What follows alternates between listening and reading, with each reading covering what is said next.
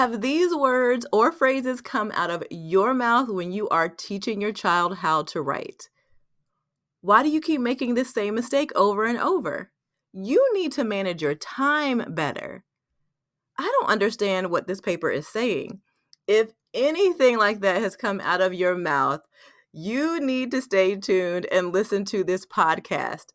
Today, we are going to be talking about don't say that 10 phrases to avoid when helping your child write. My name is Mrs. Brown, and I help homeschooling parents turn their children into exceptional writers. Let's get into this today. All right, as parents, we want the best for our children, right? We want to see them succeed when they're writing. We want them to feel confident. We want them to embrace new papers with enthusiasm. However, in the process of helping them with their writing, it's easy to slip into patterns of communication that can unintentionally discourage them. It's important to remember that learning is a journey filled with ups and downs, especially with writing, and how we respond can make all the difference. Now, before I get started, let me just go ahead and say this is a no shame zone. I have made every one of these mistakes. I could probably add to the list of things you shouldn't say. But what I want to do is I realize that when we're preparing our children to write and we're thinking about the curriculum, we're putting our schedule together, we're making sure they have all of the resources. But another thing we need to really put or make a priority when it comes to planning and preparing is what we want to say to them along the path of writing. Because writing is a marathon, it's not a sprint. There's going to be frustration on your end and their end. And I just want to just remind you that it's a really good idea to prepare phrases and statements and words that are affirming. So in this podcast, I'm going to explore some common scenarios that many parents encounter when we're helping our children with their writing assignments. And I will also provide some supportive alternatives to those discouraging comments that can sometimes slip out. Again, guilty here. I am guilty. I am guilty. I'm not coming to you saying, hey, look at me, Mrs. Perfect, Mrs. Brown. Absolutely not, because my kids will let you know, no, she was not perfect. So I just want to let you know that I'm coming from a position of I have been there and I'm still practicing. I am still practicing. But by using more positive language, we can really create a nurturing environment that encourages our children to learn and to grow as writers. So let's go ahead and talk about scenario number one. Scenario number one, when your child is struggling with a difficult assignment. Writing it is hard. And the reason that it's hard is because they can really have a lot of cognitive load because there's so many skills that the children have to use when they are writing. And so here's what not to say when you see them struggling with a difficult assignment. Why do you always find this so hard? Right? So here's a supportive comment that you can say instead. And get your paper. I meant to say, go ahead and get a paper out because this is a podcast. Unless you're driving, don't do that if you're driving. But if you're sitting down, do write this down. You know what not to say, and then here's what you could say in its place, and then think of other things that you could say as well. This is not an exhaustive list. So instead of saying why do you always find this so hard? You can say, this is a tough assignment, but I believe you can tackle it, and I'm here to help you. So it is natural for kids to face challenges when it comes to writing, especially with difficult subjects, especially if writing is difficult, or different aspects of writing are difficult. So instead of highlighting their struggles, not ignoring them, but instead of highlighting them, remind them that it's okay to find things hard and that you believe in their ability to overcome the obstacles, and most importantly, that you are there, or whatever resources you have available to you, whether you're taking a live class or you have some other resources that you prepared to help them with that, and they're not alone. All right, number two, this will happen when your child is learning how to write. They will make mistakes. So instead of saying, how can you make such a simple mistake? It could be spelling or something like that. Here is a reframe for when your child makes a mistake, maybe even the same mistake over and over. You can say this: mistakes are part of learning. Let's see how we can fix this together. And then this positions you as a teammate, right? Because that's really what we are. We are on their team. We are there to help, not just to criticize. We're really there to help them. So mistakes are a vital part of the learning process when it comes to anything, and definitely writing is no different. But so by framing errors as opportunities for growth, you help your child understand that everyone makes mistakes and they can learn from them. So they don't take away like, I'm stupid, or I can't do this, I'm not as smart as everybody else.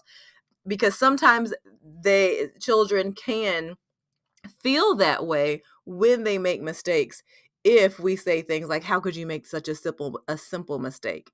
So that's something you can do when you notice that your child is making mistakes in writing or the same mistake multiple times. All right, scenario number 3: when your child feels overwhelmed, right? And you're like, why are they feeling so overwhelmed? What's going on? It should be that difficult. So sometimes we might say something like, you need to get your act together, like get it together. Instead of saying that, a more supportive comment can be, it looks like you have a lot on your plate. How can I help you manage it? Or what can I do to help? And then listen to what they have to say, and then of course respond. So when a writing assignment or when writing assignments pile up, it can feel daunting. So instead of placing blame, offer your support and help them prioritize their task. This shows them they're not alone in their struggles. And one skill set that I think a lot of people overlook, that is being practiced when your child is writing, is the skill of executive functioning, like the skill of managing your time and breaking your assignments into smaller tasks to get it done.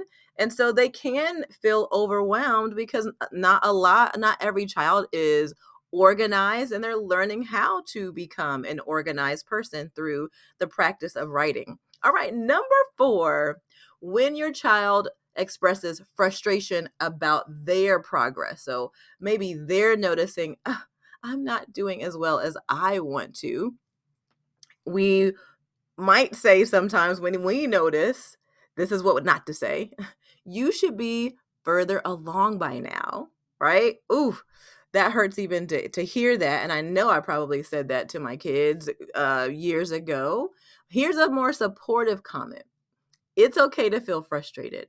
Progress takes time, and I am here to support you.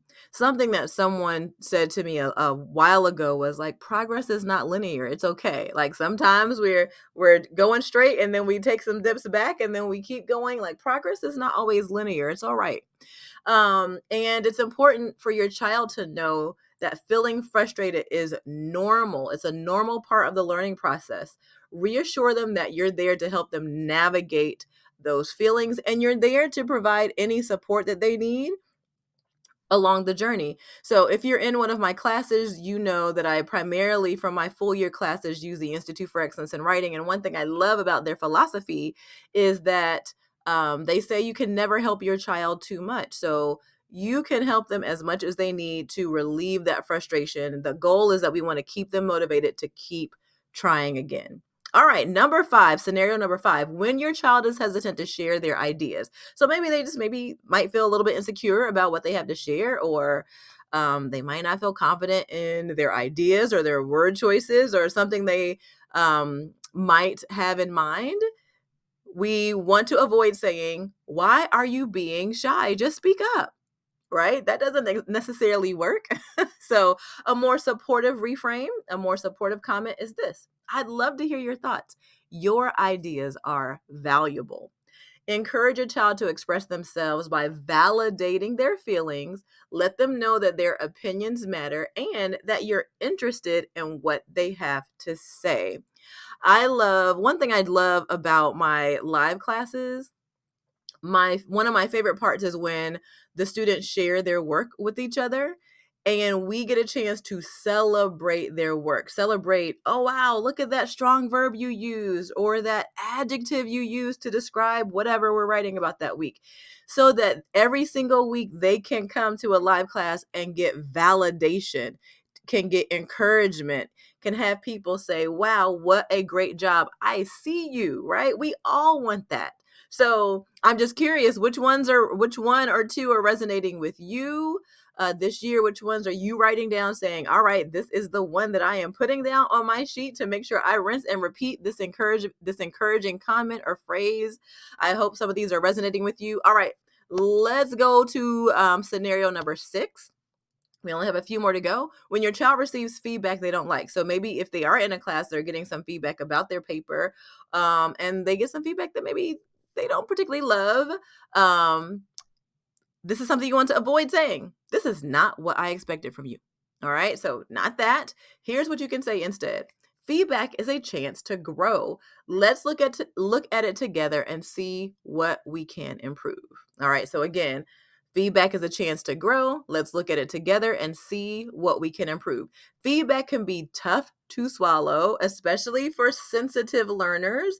Help them see feedback as a constructive tool rather than a judgment, right? And make sure that the spaces that they're in, they understand, the people who are giving them feedback understand that the feedback is to help them get better. It's not a judgment, and ensuring that they're communicating that way. That's one thing I'm really, really mindful about when I share any kind of feedback with my students. I always want to make sure I'm affirming something, sharing a small tweak they can make, and then end with another affirmation.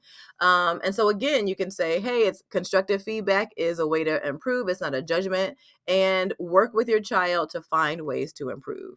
And again, don't forget, you can never help them too much. Scenario number 7, when your child feels discouraged after maybe a poor grade, this is kind of along the lines of feedback. You need to do better next time these are words we want to avoid. You need to do better next time. Instead, say, I know this grade is disappointing. Let's figure out what we can learn from this experience. So in some situations, students won't be able to change their grade. In my classes, again, the way that we handle grades are just information. It just lets you know how closely or not you followed the checklist, and they can always, in my live classes, edit, revise, and turn it in for a higher grade, because the goal is not the grade, right? The goal is that you learn. The goal is that you are grasping the concept and that you're learning. But in a scenario where the grade stands, you can handle it this way. So grades are just one measure of learning. Acknowledge their feelings and help them understand that setbacks can lead to valuable lessons. All right, number 8, scenario 8. When your child is hesitant about trying new papers or writing a different type of paper, instead of saying, you just need to be more confident, you can say this instead. Trying new things can be scary, like writing a new kind of paper. So maybe they've never written a persuasive essay or a literary analysis. You can say, trying new things, writing new kinds of papers, that's kind of scary. It scares me too when I have to do something new. But it's also a great way to learn. And I'm here with you. I'm here with you. Encouraging your child to step out of their comfort zone by acknowledging their fears while also highlighting the benefits of new experiences are really important. That's really important.